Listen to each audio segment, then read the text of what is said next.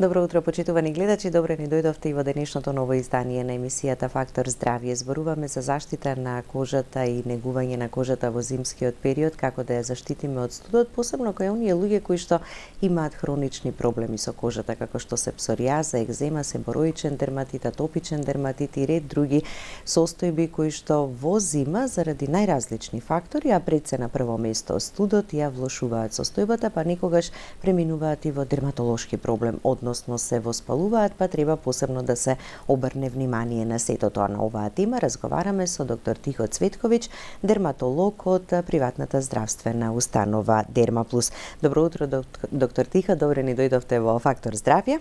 Добро утро и благодарам на приликата. Така, се потсетив пред да почне емисијата дека последното гостување ви беше во летниот период, зборувавме за заштита на кожата во лето од сонцето. Па времето некако брзо поминува, па дојде време да прозборуваме сега и за заштита на кожата во зима.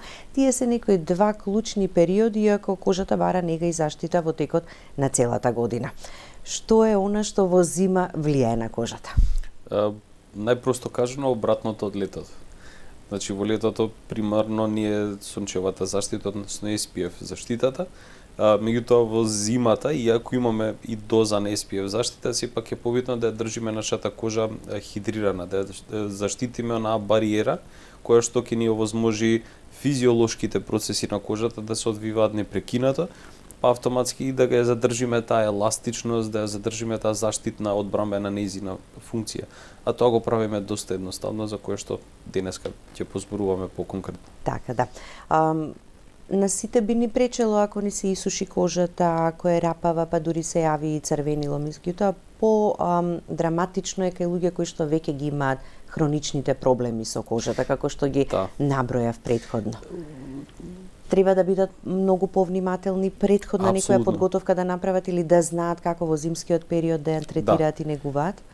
Верувам дека тие луѓе кои што веќе имаат некаква постоечка мака, дерматолошка зборам, во поглед на хронични кожни болести, рекурентни и така натаму, дека веќе си ја знаат задачата за зимно време, меѓутоа за оние кои што не ја знаат или за жал топрва се упознаваат со својата кожна проблематика, ќе позборуваме и би набрал неколку суштински моменти кои што се битни, кои што исто така може да се транслираат из оние кои што немаат некој посебен проблем дерматолошки, па едноставно сакаат да си го задржат виталноста на кожата и во зимно време.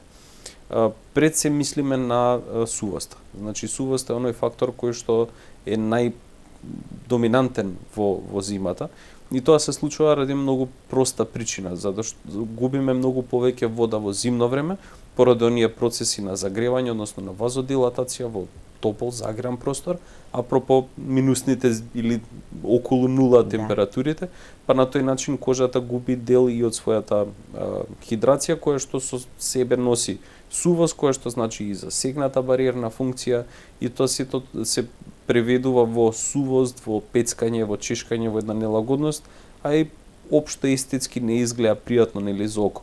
Па тука се посегнува обично по помада за раце, јас така ќе наречам, или емолиенти за раце, кои што не секогаш се доволни.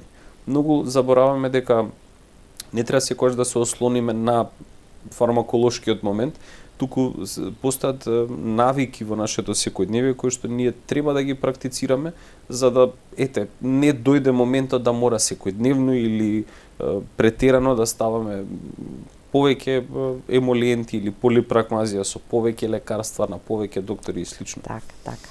Многу работи се важни, некогаш не ги знаеме, ама е добро кога ќе ги слушнеме од стручно лице.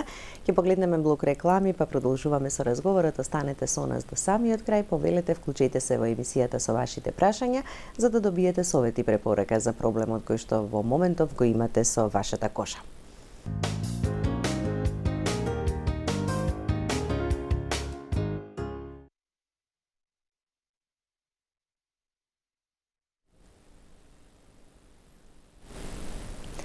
Со доктор Тихо Цветковиќ, специјалист дерматолог од приватната здравствена установа Дермаплус, зборуваме за заштита на кожата во зимскиот период и како да ја негуваме и кој е вистинскиот и правилниот пристап кај оние луѓе со хронични проблеми со кожата, кои што за жал во зимскиот период знаат и да се влошат. Што е тоа што во зима влијае на кожата кај овие состојби? Пред се студа. Значи, промената температурната разлика во просторијата и надвор е голема, која што влијае на пореметување на оние основни физиолошки функции на кожата и обично треба извесен период на адаптација на кожата, таа да се аклиматизира према надворешните услови.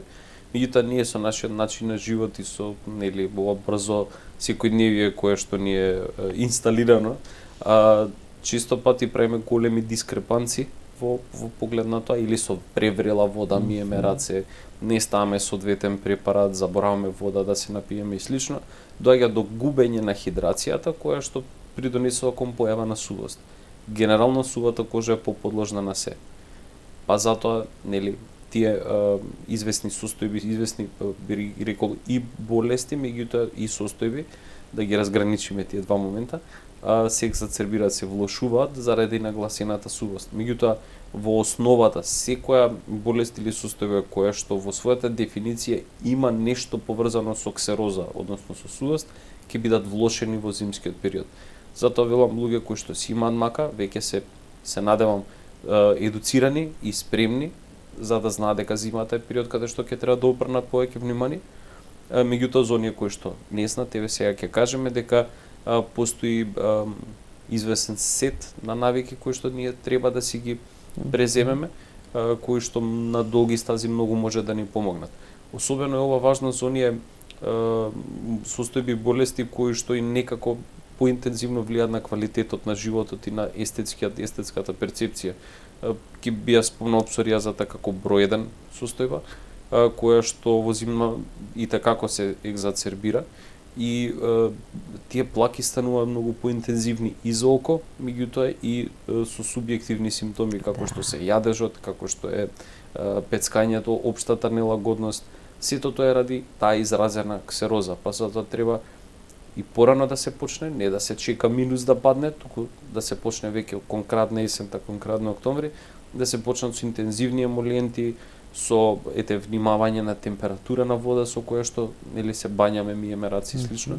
И такви некои ситници кои што кога ќе ги собереме на купите како влијаат за подобрување на општите тие симптоми од псоријазата. Осем псоријазата, тука си атопискиот дерматит, верувам ова информација ќе биде од големо значење за мајките кои што имаат малечки, кои што имаат атописки дерматит. Во суштината, дефиницијата на самата атопија е сувост. Значи, така ја дефинираме, така што кога би го спречиле тој момент или би го третирале соодветно, епизодите и интензитетот, значи фреквенцијата и интензитетот на епизодите би бил многу помал. Се разбира тука се контактите дерматити, иритативните дерматити, сибороичниот дерматит, розацеата, исто така. Значи, тоа си бара една генерална смерница која што јас лично сум можда стара школа и препорачувам доктор да ми каже, а не алатките за вештачка интелигенција. Она што сега речиси сите го применуваат, па се советуваат првично со... Мораме да бидеме фери да кажеме дека има доста користни информации кои што може да се добијат од тие алатки, меѓутоа не може да го елиминира човечкиот фактор. Затоа велам консултација, еден генерален преглед, не треба многу. Да објасниме се, да дадеме смер како тоа би изгледало и да го подкрепиме со примери, нешто што тие алатки не може да го дадат, нели? Бидејќи секоја кожа е различна, секој препарат кај двајца или тројца можеби и нема да делува исто. Право сте комплетно, затоа што јас имам една кожа, вие имате друга, трети има трета, не може да се секогаш да се направи едно НЗС. Значи мора да имаме индивидуализиран пристап кон проблемите кои што се ексклузивни само за нас. Така. А и докторот најдобро си ја знае состојбата на пациентот, еве конкретно кај овие кои што се хронични, како се одвивал текот, дали е на почеток, дали е влошена, дали се контролира или не. Имаме гледач на линија, да го слушнеме прашањето. Добро утро, повелете. Добро утро. Добро утро. Ве слушаме, повелете. До ваша телевизија. Ви благодариме. И пред 20 дена добив опшка сипаница. Од лактот надоле. На возраст сум 75 години. Примав лек ацетилклен и сега ги остана уште една флека, ама некако неќе да помине. А чија тие ацетилклен, како ми кажа? Добро. Добро го слушате, доктор Тихо, гледачот, да. Влечам од контекст, да. Добро. Сите ова ви е препорачано од дерматолог, така го применувате? Не сум бил, не. Не. Аха. Од лактот надоле. Имаше повише помина. Брунчија, помина тие сега. Уште малку нешто остана и затоа прашувате, така? Уште една остана и тоа првата. Добро, ви благодариме. Врз основа на ова можеме Не може да совети, сватам зашто препорака, станува да. збор. Според апчињата може би станува збор за цикловир, за некој херпетичен зостар. Во тој случај, да, таблети би помогнале, меѓутоа не е само таблети. Впрочем, треба да се изврши преглед, затоа што тие херпес зостари се доста досадни, доста интензивни и обавезно пратени со болка, со силна болка. Така да треба еден генерален пристап да се објасни, да се дадат известни очекувања, да се даде соодветна терапија, бидејќи не секогаш апчињата се доволни. Имаме секогаш потреба и од локален антибиотик, имаме потреба од препарат за обезболување, да оставаме по преференција на пациентот и да дадеме прогноза, затоа што тоа е можеби најбитното што сака да го чуе пациентот. Апропо, пие апчиња ќе пројде. Не, значи треба да се даде смер, да се знае колку време ќе трае таа состојба, како ќе еволуира, како ќе се одвива, како ќе знае дека е на добар пат, нели? Мора дерматолог, не бива само на Така, јас разбрав дека не бил гледачот на дерматолог, ако убаво го слушнав. Тоа го слушнав и јас. Така, Треба дерматолог. Препораката ќе биде секако од вас, нели? Да се направи еден преглед, така најдобро ќе се знае и кои средства и која терапија би се применила за сето тоа побрзо да се повлече. И успешно. Не е само времето, некои состојби бараат подолго време за третман, меѓутоа дали е соодветно дадено, дали е соодветна доза дадена, затоа што еве за конкретната состојба, ако стварно збориме за херпес зостар, и дозите се многу битни. Не е само да дадеме и да завршиме работа, туку ете малце подлабоко да се разглоби оваа работа. Така, да. Да го слушнеме и следниот гледач. Добро утро и за вас. Повелете. Ало. Добро утро, ве слушаме. Добро биле. Ајде, среќна недела, убаво да одморите. Ви благодариме. Сакам да ја прашам доктора да го прашам, која е разлика меѓу кандида и екзема? Добро. Тоа е прашањето. Толку. Во ред, ви благодариме. Суштинска разликата, кандидата представува инфекција, најчесто суперпонирана, каде што кандидата надвладува над имунитетот и се јавува во состојби каде што имаме придружни настинки или стресен период или известни лекарства, или да речеме некои хронични болести како што е дијабетот, кај што кандидат и дијабетот се многу често рака во рака. Кандидата представува значи суштински квасничка инфекција од квасница, од габа, која што се третира како што би се третирал еден инфект, значи со антимикотици. Најчесто тоа проаѓа со локална терапија, значи со креми, со мачканици, што би рекол наш народ, кои што одлично делуваат, одлично ја санираат. На тоа ги додаваме и сетот совети кои ние ги препорачуваме, нели, за да го брзаме тој процес. А екземата веќе е нешто друго. Екземата е или дерматитите се од различна природа, тоа се имунолошки промени на ниво на процесите на кожата кои што се манифестираат со суво, со чешање, со пукнатини, со една општа нелагодност, нели, и која што генерално може да биде локализирана или генерализирана, значи зависно од тоа каков тип на екзема станува збор. Атопискиот, нели, дерматит сме го спомнале досега, е генерализирана состојба. Целата кожа може да има екзематични промени. за разлика од нив контактниот дерматит е контактен, локален, но оние места каде што има контакт ќе имаме екзема. Аха, кога ќе допреме нешто така, па тоа ќе предизвика реакција. Да. Па така би рекол дека екземата повеќе се менеджира него што се лечи, апропо кандидата кој што е состојба кој што има каузална терапија, значи го третираме причинителот за појавата на симптомите, односно кандидат. Ретко кога има лекови кои што едното и другото ќе го средат, да, во известни ситуации има лекарства кои што се даваат и ваму и таму, меѓутоа суштински различно се лечат. Така да не знам во кој контекст те интересира разликата, господјата, но дерматолог пак се сведува на тоа дека треба консултација дерматолог. Така да. Интересот е навистина голем за емисијата, односно за темата која ја разработуваме, да го слушнеме и следниот гледач. Добро утро, повелете.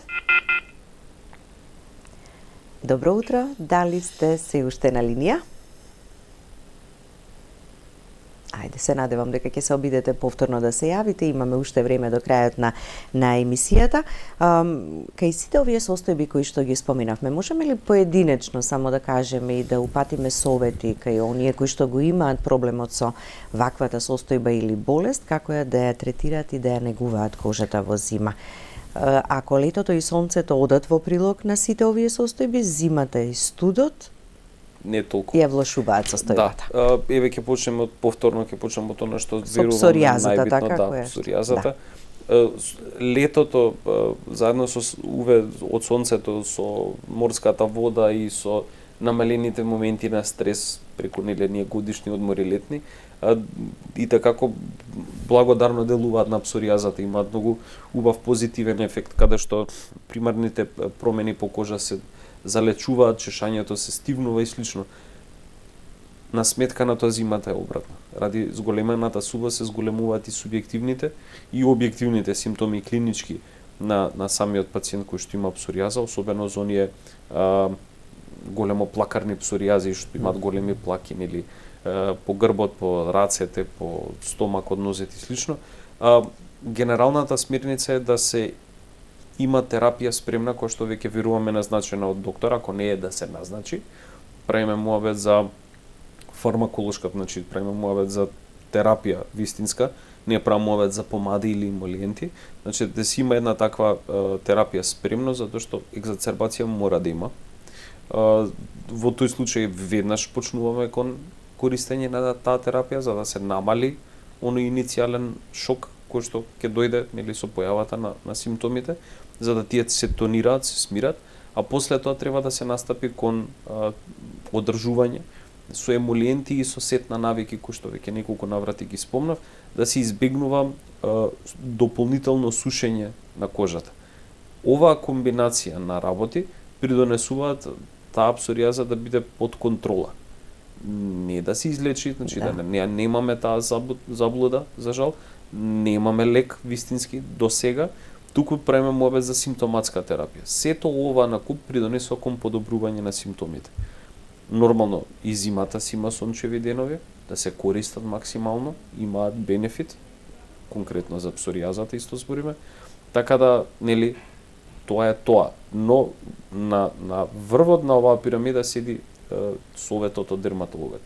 Особено ако тој пациент долго си се следи, кај извесен дерматолог си има навика да оди редовно и редовно некаде прима терапија, да се побараат совети кога ќе дојде оној период помеѓу есента и зимата. Све на своја рака, све на неиспитано или добиено како совет што од пријатели, од луѓе, што од нели алатките за вештачка интелигенција, може да бидат да се покажат како лоши. Так. Да, па затоа велам лекарот секогаш треба да е на врвот. Значи од тука иницијално треба се да почне за да ги минимизираме оние несакани моменти кои ги носи псоријаза. Така. А имаат ли навика да дојдат пред да настапи овој период, така знаејќи дека можеби ќе ја влоши студот таквата состојба, да се консултираат па нешто претходно така да почнат или пак кога ќе дојде моментот да знаат како да реагираат? Генерално се надевам дека имаат, затоа што од зимно време немам многу пациенти кои што ете ќе дојдат добро со псоријаза. Ја контролираат и менаџираат состојбата. Да, веќе сега знаат проблематиката и успешно ја менаџираат. Ако нешто видам во тој контекст е пациент кој што не е претходно дијагностициран и кој што е во забуна што се случува, зашто сега му се влошува и слично. И тука го почнуваме целиот овој процес на едукација, на совети, на терапија, нели се разбира и така натаму. Така да. Екземата. Што е со екземата? Екземата е таа голема група фамозна на состојби. Ќе потенцирам состојби, нема да ги речам болести, бидејќи не се животно загрозувачки нели пред се, иако може да влијат на квалитет на живот, сепак има и многу полоши работи, па ете така оптимистички ќе ги речам состојби. Тие исто така се влошуваат затоа што во описот на самата екзема исто така седи сувост, а секаде рековме каде што седи во дефиницијата зборот сувост имаме шанса да и веројатно ќе се влоши во зимскиот период. Меѓутоа постои од екзема до екзема. Јас повторно би ја спомнал атопискиот дерматит во интерес на сите оние мајки кои што има дечиња со атописки дерматит, да очекува дека зимата ќе носи извесен сет на проблеми. Меѓутоа тоа не е ништо страшно, не е невозможно да се санира, едноставно си бара поажурна повеќе ажурност во поглед на негата, значи поинтензивно користење на сите тие емолиенти кои што се назначени од нас дерматолозите или од педиатрите или од неонатолозите или па дури од матичните лекари, да се користат тие емолиенти, а ако дојде до едно по-високо ниво на појава на симптоми или по-конкретни, по-интензивни, по-лоши, тогаш да се примени и локална терапија која што било кој од овие специјалности може да ја назначи. Да не се плашат, да не слушат си се што дека, не знам, кортикокреми правеле ова, антихистаминици правеле ова, сите лекарства носат ризик ако се лошо применети. Ако правилно се користат и соодветно се користат, може да добијат само бенефит.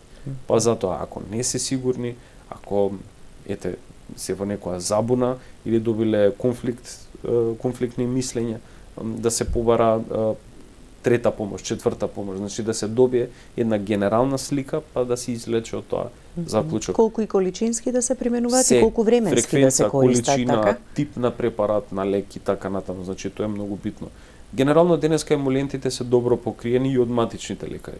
Значи они знаат што значи добар бренд, знаат што значи соодветен емолиент за сува кожа, тоа за мрсна кожа, тоа значи тоа не е проблем. Меѓутоа фармаколошкиот момент е тој кој што приметувам дека генерално фали и треба да се стигне до секундарно или терцијерно здравствено ниво за да се добие соодветна терапија.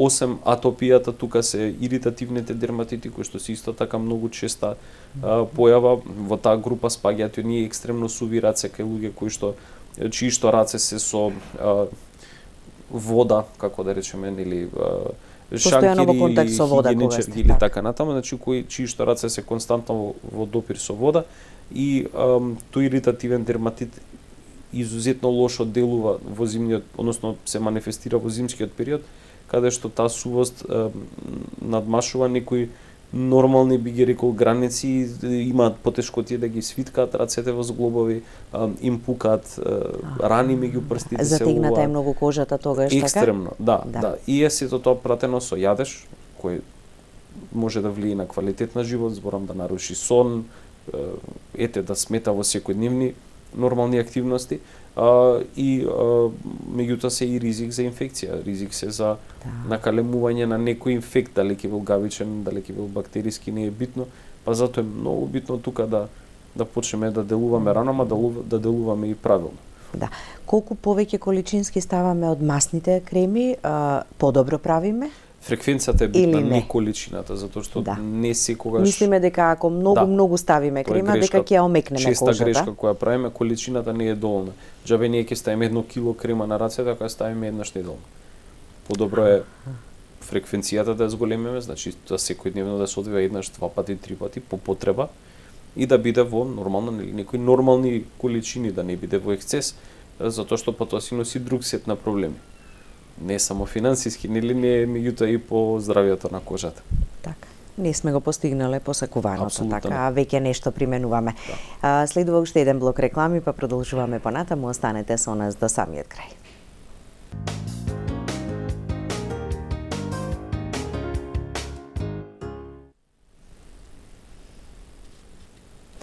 Продолжуваме со разговорот во студиото. Доктор Тихо, псоријазата, екземата, ја споменавме, атопискиот дерматит, себороидичниот дерматит. Знаат луѓето некогаш да се пожалат во зима, дека многу повеќе им се перута кожата околу скалпот, на вегите, околу носот. Зошто тоа се појавува? Зимата е период кој што бара екстра подмачкување на кожата ради она инхерентна сува што не очекува. Логиката е многу проста. Повеќе сувост, повеќе потреба од маснотија, а повеќе маснотија се транслира во поизразени симптоми на себороичен дерматит. Меѓутоа тоа не е се од целата приказна. Зимата, особено на Балкан, зимите се периоди на предновогодишни забави, прослави, празници, слави и така натаму, каде што и навиките во контекст на храна, пијалок и слично влијаат за дополнително влошување на себороичниот дерматит, па затоа гледаме поголеми инстанции. Освен тоа, стресот е исто неизбежен фактор. Крај на година, рокови, дедлајни и така натаму. Тој што има себороичен дерматит, само он си знае што значи декември месец за него, а и тоа е евидентно според пациентите што ги имаме. Значи, јас добивам и повеќе блиски луѓе, пријатели, другари, кои што го имаат овој проблем, каде што кажуваат навистина дека сега им се влошило, дали нешто екстра треба да прават, дали нешто екстра треба да применуваат. Меѓутоа одговорот е не. Оној кој што добил веќе еден сет на терапии и емоленти за себороичен дерматит, не треба да менуваат ништо, тоа си останува. Единствено треба да се поработи на оној момент другиот што го зборевме. Навиките, храната, менаџментот на стресот, колку и тоа да звучи невозможно. Едноставно тоа е тоа. Значи, бара повеќе ажурност, а не бара повеќе лекарства. Да, значи да повнимаваме и важна улога има и храната така за состојбата на кожата. Па оние кои што знаат која храна им го предизвикува и го потенцира тоа, веројатно и ќе ја избегнуваат или во помали количини ќе ја применуваат. Обавезно советуваме, храната е неизбежна за многу состојби. Да. Во дерматологијата ние даваме и ние го викаме тоа хигиено-диететски режим, каде што даваме совет за хигиено-диететски режим. Не е само еве крема или еве таблета, пи, мачка и уживај. Не. Се враќа рекурентност, хроничност, си бара се, значи да се знае и за стрес, и за храна, и за помади, и за се. Повеќе фактори вклучени во сето тоа. Не е само надворешната нега, така и третирањето. Мултифакторијален пристап. Така. За се. Така да. Го споменавте она миењето на рацете со жешка вода или многу потопла и туширањето и тоа и пречи на кожата, така некому му е можеби попријатно, поубаво, меѓутоа треба да најдеме некоја средина. Тоа е рефлекс од топлата вода, секојаш поубава, нели во зимно време сакаме топли бањи, сакаме сауни зимно време, така некако не асоцира таа топлина на безбедност, на мир, меѓутоа тоа има последици. Тоа има последици по кожата. Нормално ако тоа не го правиме чисто и не го правиме претерано, кожата компензира, не е до толку нежна и кревка. Но еве повторно ќе се вратам на оние пациенти кои што имаат некаква мака и кои што сакаат топли бањи, тучови и слично, да очекуваат во тој случај дека ќе имаат некаква реакција или влошување. Имаат влошување. Затоа секогаш е преференцијата млака вода. Зимо, лето, колку и да звучи контра, нели, логиката. Тоа е генералната препорака, затоа што тој баланс идеално ги одржава и кожните болести и состојби, меѓутоа и генерално хидратантноста на кожата. Врела вода ја суши, тоа е апсолутен факт. Така, да. Сонцето во зимскиот период. Убаво еве надворе сончево, така тогаш сме и посрекни и порасположени, не го чувствуваме студот до толку, нели, колку што се температурите, меѓутоа посебно кога ќе дојде оној период да падне снегот, па да одат рекреативно на скијање или да се на планина, што и треба да сме на чист воздух, колку тука да внимаваме од влијанието на сонцето врз кожата. Јас ќе зборам од дерматолошки аспект, се разбира колегите од другите специјалности ќе зборат за бенефитот на чистиот воздух и на планината и на надморските висини. Меѓутоа од дерматолошки аспект сонцето на планина е мамка. Ради ниските температури нас не годи сонцето, нели држиме некој баланс во однос на температурата, меѓутоа увето е исто така на едно високо ниво, кое што не е апсолутно како лето, но е доволно високо на една незаштитена, веќе осушена, зимски би рекол обработена кожа да направи белја. Изгореници се многу чести, црвенила, значи што е сосема нормално, нели, и очекувано кога ќе се преизложиме на сонце. Нека не ја забораваат заштитата. Ние де факто сме денски животни, луѓето, ние имаме потреба од светлина, ние не сме навикнати да живееме во темници и да нема контакт. Меѓутоа, ова урбано сонце, ја го викам низ град, што ќе не фати, е одлично. Тука не треба SPF, туку рекреативните моменти со зимските спортови, со планинарењето или со самото боравење на висока надморска висина со сонце си бара заштита. И тоа не треба да биде изоставено воопшто. И тука екстра се дава внимание и на устните, значи да не се забораат и устните, има тие лабела што се со SPF кои што одлично ја покриваат, затоа што и устните страдаат, они се суви, изложени на сонце, проблем обавезно имаме. Так. И ветрот знае некогаш да направи, нели, реакција на кожата, значи да уживаме, ама да бидеме внимателни за да немаме проблем потоа дополнително. Розацејата кратко може ли да или црвенилото така во пределот на образите и таа во зимскиот период знае да се влоши, иако има и многу други фактори кои доминантно влијаат на ваквите состојби. Розацејата нема clear cut момент. Дефинитивно за розацејата лошо делува сонце, значи сонце извори на топлина. Сега тоа е малце, нели, контекст бара. Летно време имаме многу повеќе топлина и многу повеќе сонце, па розацејата не и годи тоа. Меѓутоа и зимно време имаме некои такви моменти каде што презагреани простори, моментот за стресот што го зборевме, едноставно влијаат подеднакво лошо. Розацејата не може да и се фати конкретно крај со крај, кој што велиме, и зависи од ситуација, зависи од околности.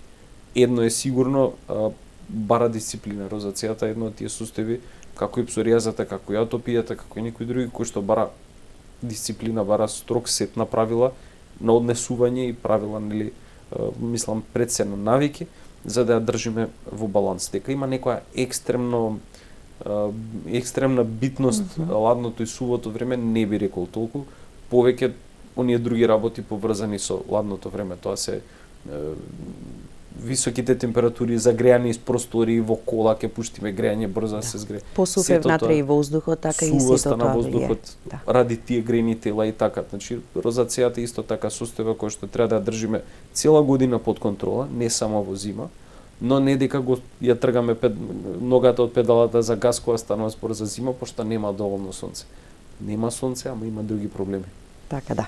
И некако пред крај, како генерално сите да се грижиме за кожата во зима, дали пред секој излегување од дома да нанесуваме крема на рацете, дали пред легнување навечер повторно да ги намачкаме на рацете со крем? И тоа е една убава варијанта, меѓутоа генерално да ги држиме рацете заштитени кои сме во движење надвор. Да. Тоа знам да го кажам, да се има во предвид зголемената сувост, која што веќе убаво ја објаснивме зошто е битна, и да се користат соодветни препарати. Зимата е период каде што ради ладното време и сите овие состојби препорачуваме креми кои што се помрсни, пооклузивни, за да не дозволат хидратацијата на кожата да се намали, да испари водата, односно да ја издише кожата водата и на тој начин да, нели, се влоши, се осуши, испука, почне да чеша, да боли и слично. Соодветни креми за раце, соодветна заштита, се разбира тука се шаловите, капите за лицето, ракавиците на рацете, бидејќи најмногу нели се сушат. Тоа е тоа. Тоа е тоа. Да. Ви благодарам за гостувањето. Благодарам. Да. Благодарности до вас, почитувани гледачи, за вниманието со кое не следевте. Останете и понатаму со програмата на ТВ24. Имајте убав и пријатен викенд. Се гледаме повторно во понеделник.